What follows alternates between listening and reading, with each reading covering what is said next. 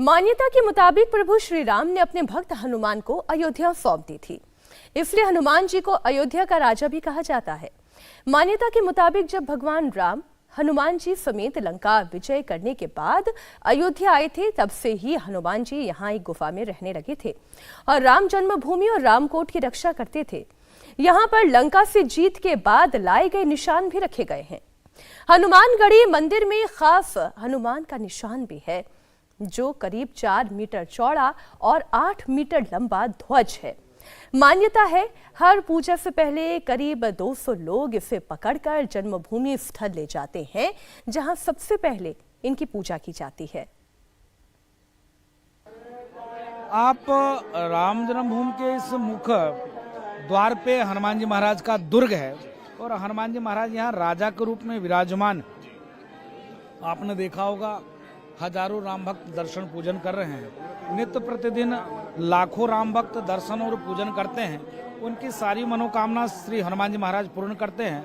हनुमान जी महाराज अजर और अमर हैं और राजा के रूप में यहाँ विराजमान हैं। जो भी भक्त राम भक्त आते हैं, सनातनी आते हैं, उनकी सारी दुख को, सारी पीड़ा को हरने के बाद हनुमान जी उनको निर्भय करके भेजते हैं। नासे रोग हरे सपीरा, जपत निरंतर हनुमत बलबीरा। हनुमान जी यहाँ पर राजा के रूप में विराजमान है। जब आप दुनिया के किसी कोने में देखेंगे, राम जी के चरण में हनुमान जी बैठे मिलेंगे, लेकिन यहीं पर जब आप देखेंगे तो हनुमान जी राजा के रूप में विराजमान हैं। मर्यादा पुरुषोत्तम ने मर्यादा का पालन किया और मर्यादा का पालन करते हुए हनुमान जी महाराज का यहाँ पर राज्याभिषेक हुआ है। जब वहाँ पर लंका में जब लंका को जब सकुशल उन्होंने जलाया, जब सकुशल जलाया तो जलाने के बाद रावण के बेटे का मान मर्दन करने के बाद वापस हुए तो उन्होंने माता सीता जी ने उनको आशीर्वाद दिया, अजर अमर गुण निधि सुत हो, अजरता का, अमृतों का और पुत्रवत आशीर्वाद जगत जननी माँ जगदम्बा सीता ने हमारे हनुमान जी महाराज को दिया था। हनुमानगढ़ी की बात हो रही है तो हनुमान जी के प्रसाद को भी जानना जरूरी है, जिसे अब इंटरनेशनल पहचान मिलने जा रही है। हनुमानगढ़ी में हनुमान जी पर प्रसाद के रूप में लड्डू चढ़ाया जाता है, जिसे अब जीआई टैग मिलने वाला है। यानी कि तिरुपति के मशहूर लड्डू की तरह ही हनुमानगढ़ी के लड्डू की भी पहचान हो रही है। बेसन और देसी घी से बना हुआ ये लड्डू भक्तों के लिए अमृत तुल्य माना जाता है।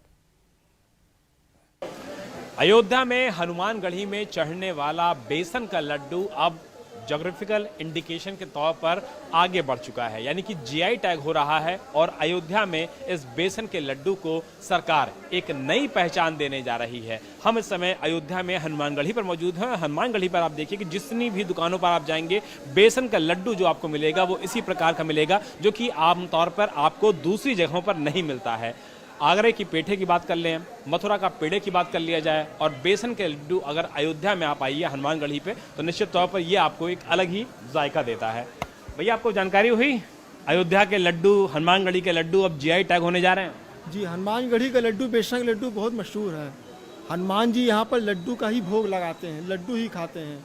यहाँ का लड्डू शुद्ध बेसन से बनाया जाता है, उसको धीमी आंच में भूजा जाता है। जब लड्डू थोड़ा लाल हो जाता है तो लड्डू में सोनापन आ जाता है। यहाँ के लड्डू में एक भोग, जैसे लड्डू आप हर जगह से खा लेंगे, लेकिन यहाँ में जो प्रेम है, जो आशीर्वाद जो प्राप्त होता है, वो उसकी तृप्ति आपको यहाँ पे हो जाएगी। स्वाद भी अलग मिलता है प्रसाद में। अयोध्या की पहचान बनने जा रही है ये लड्डू। हाँ भैया, पहचान तो बन ही जाएगा।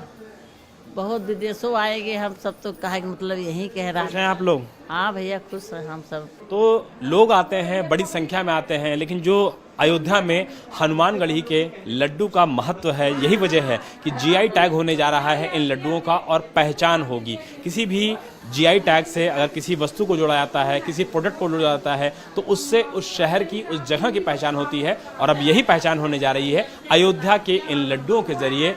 जीआई टैग के जरिए जब लोग यहाँ पर आएंगे तो इन लड्डुओं को लेंगे तो उन्हें एहसास होगा कि वो अयोध्या आए हैं, हनुमानगढ़ी में दर्शन किए हैं, बजरंगबली का आशीर्वाद लिए हैं और साथ में अगर ऐसे स्वादिष्ट और मनमोहक लड्डू मिल जाए देसी घी के तो कहना ही क्या। राजीव राय के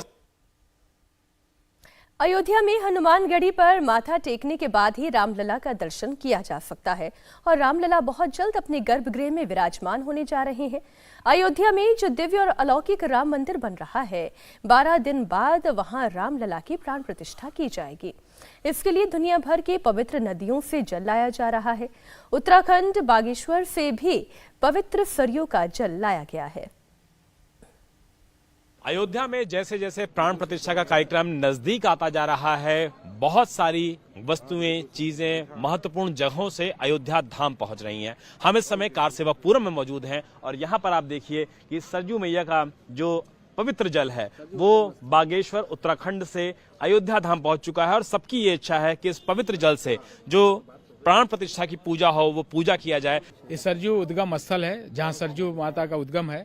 सरयू मूल रूप से मानसरोवर से निकली हैं, लेकिन सरयू नाम जहाँ से प्रारंभ होता है उसे बागेश्वर में पड़ता है। सरयू उद्गम स्थल 3 दिनों की लगातार यात्रा करने के बाद पूरे क्षेत्र के सारे भक्तों के साथ वो अयोध्या में आए और हमारे विश्व हिंदू परिषद के वरिष्ठ पदाधिकारी दिनेश जी को समर्पित किया गया। सारे अवधवासी, सारे राम भक्त ये चाहते हैं कि प्रभु राम की परंपरा के अनुसार, जो परंपराएं हमारी प्राचीन हैं उसके अनुसार अभिषेक किया जाए और उन परंपरा में सरयू जी के जल से प्रभु राम का अभिषेक कराया जाए। महाराज जी, कुछ गीत के माध्यम से, संगीत के माध्यम से अगर कुछ हम लोगों को, इंडिया टीवी के दर्शकों को आप बता सके कि अयोध्या में इस समय किस तरीके से त्रेता युग का माहौल है, तो जरा बताएं।